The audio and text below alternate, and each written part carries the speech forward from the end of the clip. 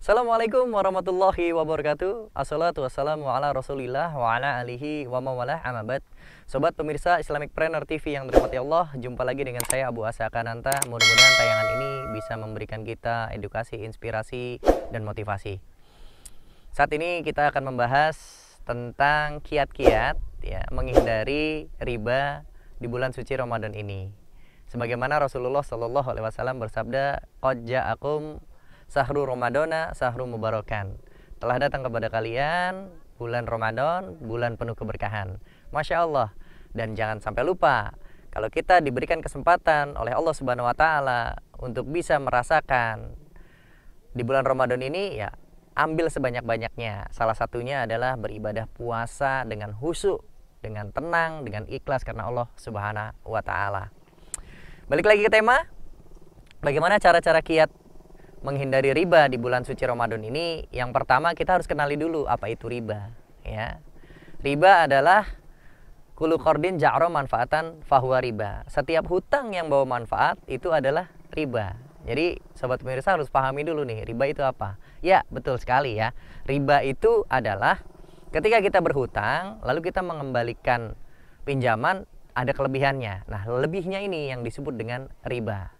Apa sih dasarnya kok riba ini diharamkan atau riba ini tidak diperbolehkan di dalam syariat Islam?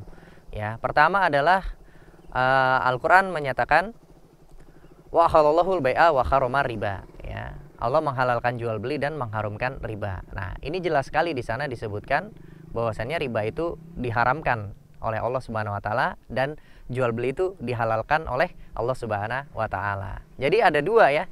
Yang satu haram, yang satu halal ya. Ketika kita bicara haram, ya jelas itu dilarang. Namanya dilarang berarti kita tidak boleh mendekatinya. Dan solusinya apa? Solusinya adalah jual beli. Kita lakukan jual beli sesuai dengan syariat Islam. Nah, bentuknya apa aja sih di bulan suci Ramadan ini kita temui riba-riba yang ada ya, yang sering dilakukan oleh masyarakat ya. Yang nomor satu adalah ketika kita tukar menukar uang. Ya, sering ya sobat pemirsa kalau mau lebaran kita tukar uang itu dari uang yang nominalnya besar ke nominal yang kecil dan bentuknya baru ya. Nah, ini juga riba loh. Kenapa? Karena ketika tukar menukar itu ada terjadi selisih, tidak sama ya. Karena kategori riba ini ada berbagai macam, ada riba nasi'ah, ada riba fadl ya. Nah, yang terhadap tukar menukar ini lebih ke riba fadl. Kenapa? Karena uang 50.000 ditukar uang 2.000-an rupiah, namun nilainya tidak sama. Kembalinya bisa jadi 48.000 atau 45.000 atau 46.000 ya. Dan ini adalah riba. Dan ini nyata, ini dilarang dan diharamkan oleh Allah Subhanahu wa Ta'ala. Dan ini disebut dengan riba fadl. Nah, lalu yang kedua, sering terjadi ya, gadai megadai ya. Misalkan kita memiliki perhiasan, lalu kita gadaikan senominal tertentu. Misalkan perhiasan kita dihargai oleh orang yang ingin memberikan kita pinjaman itu 1 juta rupiah ya. Sebelum lebaran kita menggadaikan emas karena kita butuh uang untuk mudik ya. Ups, walaupun mudik itu dilarang pada tahun ini, tapi kalau yang di lingkungannya durasinya ataupun jaraknya tidak jauh diperbolehkan ya. Yang jauh tentu saja tidak diperbolehkan. Nah, ketika kita mudik mungkin kita butuh uang, maka kita menggadaikan sesuatu ya. Salah satunya bisa jadi perhiasan, yang sering sih seperti itu.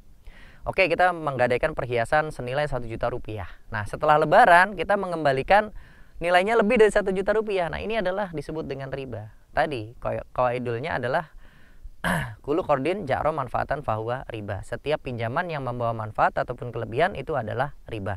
Ini juga dilarang. Ya, dan ini disebut dengan riba nasi'ah.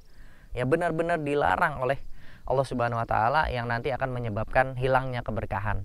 Jangan sampai ya kita berpuasa niatnya ibadah dan bahkan setiap hari kita berpuasa terus beribadah yang lain juga, gara-gara riba pupuslah semua amalan-amalan soleh kita. Nah, ini rugi besar ya. Jangan sampai kita menjadi orang-orang yang merugi.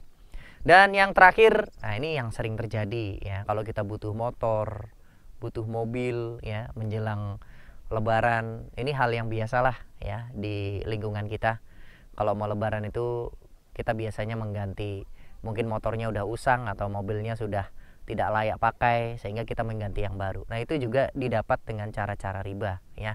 Kita membeli dengan cara riba, dengan finance yang konvensional ya, tentunya tidak dengan aturan Allah Subhanahu wa taala. Maka ini adalah riba yang nyata dan dosa besar, sekaligus kita bermaksiat pada Allah Subhanahu wa taala. Sehingga bagaimana mungkin puasa kita bisa diterima oleh Allah Subhanahu wa taala, lalu sholat kita bisa diterima oleh Allah Subhanahu wa taala kalau kita melakukan riba dan harta yang kita dapatkan berasal dari riba.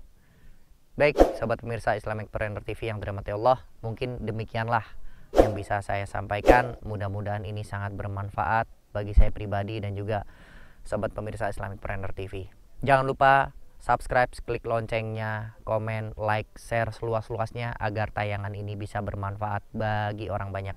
Bisa jadi menjadi bagian amal jariah bagi kita semua. Bercita-cita untuk sukses itu boleh, namun berkah harus jadi kenyataan. Saya undur diri. Barakallahu fikum. Wassalamualaikum warahmatullahi wabarakatuh.